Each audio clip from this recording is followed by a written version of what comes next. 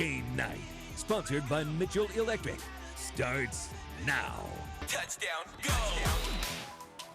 We are back for one final episode of Game Night for the fall season. The postseason is back in Iowa and Nebraska. The Bad Tie is back for one more go-around, and playoff football is back in Sergeant Bluff. The Warriors, with home field advantage for the first two rounds for the second year in a row, hosting Carlisle in the round of 16. Sergeant Bluff began the season with a loss, but have won 8 straight games since then. They enter the playoffs ranked third in the 3A polls. Wildcats take the ball deep into Warrior territory on their opening drive, but on the 5-yard line, the SBL front line jars the ball loose. Junior Mikey Seelig pounces on it and stops Carlisle in their tracks. SBL takes over, and Daniel Wright puts together a masterful drive. 12 plays, 90 yards. They march right down the field. From the 2-yard line, they give the jet sweep to Caden Helt. Just his second rushing touchdown of the season, and SBL takes a 7-0 lead late in the first quarter. Now as we flip the field in the second, here's Helt again.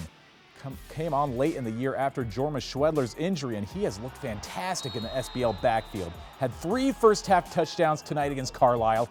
On their following drive, it's Derek Fitzgerald coming in hot on another jet sweep. The Warriors take a 21-7 lead. SBL scores 4 touchdowns on 5 drives in the first half. Helt finishes with a career-high 250 yards on the ground. Carlisle simply had no answers for SBL, who wins 48-15. 525 yards of offense for SBL. The Warriors will host Norwalk in the state quarterfinals next Friday. Spirit Lake was one of the last teams into the 2A playoff field. The Indians travel to Clear Lake to face the 9-0 Lions.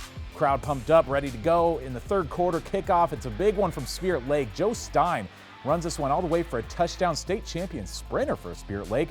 That's the high point on the night for the Indians. Their defense fights to the finish against the second-ranked team in the state, but Spirit Lake comes up just short. 21-7, the Indian season comes to an end.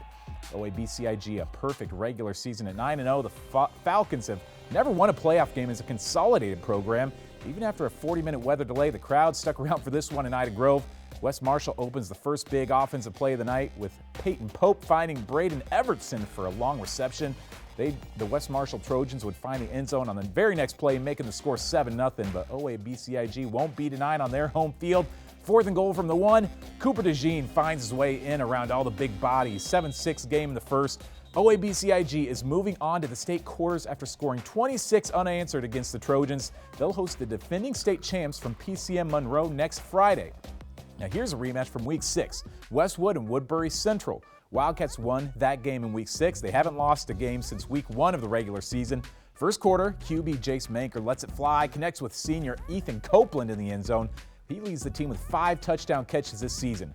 Woodbury with an early 7-0 lead. Now in the second quarter, Wildcats go to the ground game. Wade Mitchell, the future UNI wrestler, bulldozes through the Rebel front line. 13th rushing touchdown of the season for Mitchell. Wildcats take a 14-0 lead. Now they go to work on defense. Westwood looking for the deep ball, but Bo Klingensmith steps in front for the interception. One of a couple Wildcat takeaways in the first half. That Wildcat defense is tough. They pitched their 4th shutout of the season, 27-0 over Westwood. Wildcats will travel to face North Tama in the Class A quarterfinals. A couple more playoff scores from Iowa. Central Lyon George Little Rock drops their playoff opener on the road to unbeaten Algona, and South O'Brien crushes Tri-Center. The Wolverines will be on the road next week for a Class A quarterfinal matchup against West Hancock. Lots more game night to go. We've got a jam-packed show tonight. West Sioux has won 2 consecutive state titles, and the Falcons begin their quest for a 3-peat tonight against Underwood. Highlights forthcoming here on Game Night.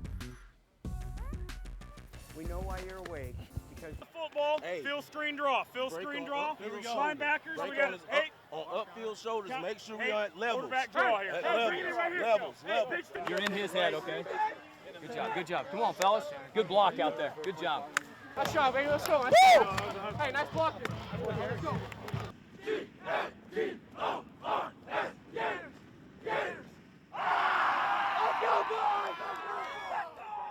After sufficiently beating up on each other in the regular season, 3 teams from District 1 qualified for the playoffs, all of which were ranked in the top 7 of the 1A RPI polls. The 2-time defending state champs from West Sioux won the district by virtue of the tiebreaker. They get the playoffs started at home against Underwood.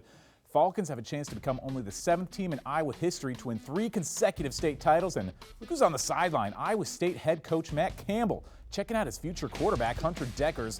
Plays like this on 4th down show off Decker's vision. He rolls left but checks back right before finding Cade Lynott along the sideline. Moves the chains on their opening drive. A few plays later, Lynott gets the call again. He takes this one right up the gut, plows his way into the end zone for West Sioux's first touchdown. Just a few seconds remaining in the first quarter. The Falcons are trying to add to that lead.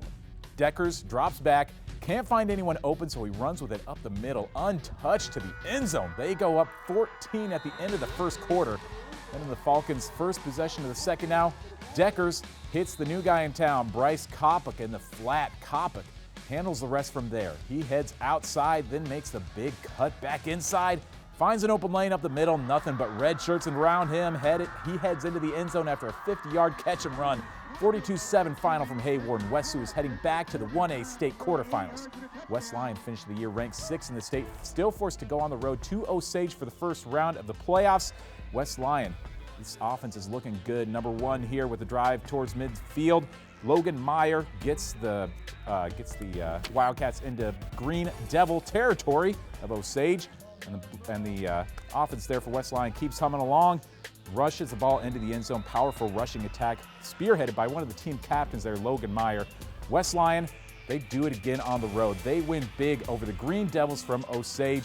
West Lyon wins 55-14. They will probably have to head on the road again next week in the quarterfinals against Dyke New Hartford in the 1A state quarterfinals. A couple more scores from the Iowa playoffs. Harris Lake Park, great season for the Wolves, but they fall on the road to Audubon 48-20.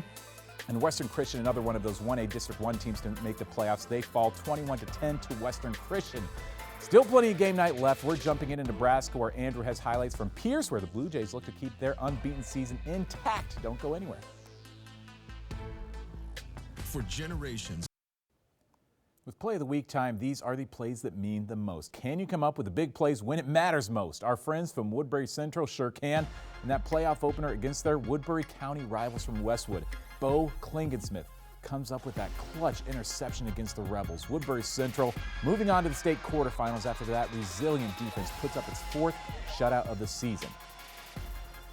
Pierce football is the king of forcing long road trips. Last season, the Blue Jays hosted a first-round game against Shadron, who made the 5-hour drive to Pierce. This year, the Jays host Chase County, 5 hours and 30 minutes from home in southwest Nebraska. Andrew has more from this first-round bloodbath in Class C1. Pierce and Chase County meet in the first round of Class C1 Nebraska State football. The Blue Jays have been dominant all season long rushing the football. Let's see if anything changes tonight. As expected, Pierce dominated the run game. Carson Ostrich gets the give and pounds his way through the line for 6. Blue Jays up 7-0. Our rushing attack, that's our main thing we got to do every single game. During practice, our linemen go against every single defense our coach can throw at us, so we're always prepared. Experiencing all 4 seasons, now Sonny once hailing in Jeremiah Crunterod. Hales in on the Longhorns defense, adds to Pierce's lead. Coach Brommer likes what he sees out of his offensive line. Blue Jays up 14. Second quarter now, and Brett Tinker says, I want to play too. He makes a nice cut back inside for another Blue Jays rushing touchdown. Credit to his big guys up front on this run. It's pretty special. We got a pretty good offensive line, so it makes it pretty easy for us to run the ball, and it's just a really great experience having an offensive line that good. Pierce now has 2 rushers, eclipsing 1,000 rushing yards on the season. Well, it's good. I wish I had 3. We lost Dalton Freeman game 3 at the very start of that 3rd game of the year down in Ord. Had we had him all season, we might have had 3, and then that would be 2nd year in a row for us. Chase County did manage a few scores late with a nice touchdown pass from Bennett Bowerly to Logan Jussel, maybe one of the best touchdown catches in high school this season. However, it wasn't enough as the Blue Jays add to their score with yet another rushing touchdown. Besides the opening touchdown, Pierce scores on the ground the rest of the way. Shows why they average over 400 rushing yards a game. Pierce defeats the Longhorns 55-28 to move on to the second round. Thanks, Andrew. We've got more from Nebraska in Class C2. It's Battle Creek and Archbishop Bergen. The cold weather plays dividends, causing many drop passes early on until Jake Ritter locks and loads, takes a deep shot on 3rd down, and he converts with his team trailing 7-0 to Battle Creek. Later in the drive, the Fightin' Knights tie the game with a run by their tailback, Ethan Vilwalk.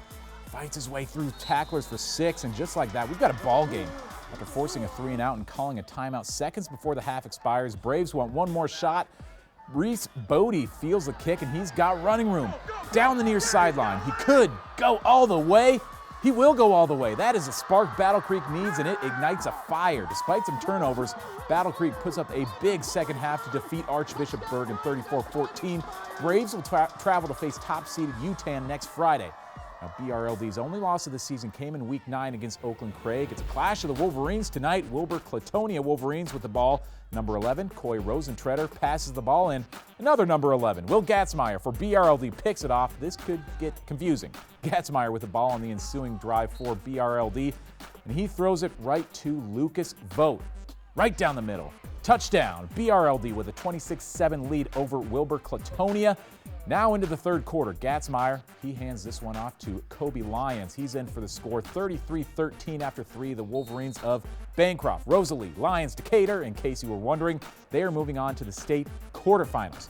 And Remsen St. Mary's, with its second unbeaten regular season over the last 3 years, the Hawks open the 8-man playoffs against East Mills. Star quarterback Blaine Harpena out early in this game with an injury. Freshman QB Jackson Bunkers into this one. Pick up action at the end of the first half. Hawks sitting on their own goal line. Bunkers with a handoff to Jeremy Kunk. He's in. Hawks up 40-20 to end the first half. Now we head into the third quarter. Bunkers, he hands this one off to Kunk again. This guy, he takes off running and just makes it into the end zone. Hawks take a 48-20 lead over East Mills. Clutch game by the freshman Bunkers out there. In the playoffs, he's coming up with big plays. There's just under 7 minutes left in the third quarter. Here's that freshman again, Bunkers. Again, these two are a fearsome tandem tonight. Bunkers to Kunk, these two were unstoppable. Kunk makes a run for it, and he is into the end zone. Hawks increase their lead. 66-28 final. Remsen St. Mary's still unbeaten this season. They take down East Mills. Just a couple of more scores to round out the state of Nebraska. Wayne, upset City. They beat Kearney Catholic 28-21. They've got a home quarterfinal game next Friday against Ashland Greenwood, and Hardington Cedar Catholic gives Oakland Craig everything they can handle, but the Knights remain perfect as Cedar Catholic's season comes to an end in a 2-point loss. Thanks for joining us on this final edition of Game Night for the football season. We'll be back in December with more Game Night. We'll see you then.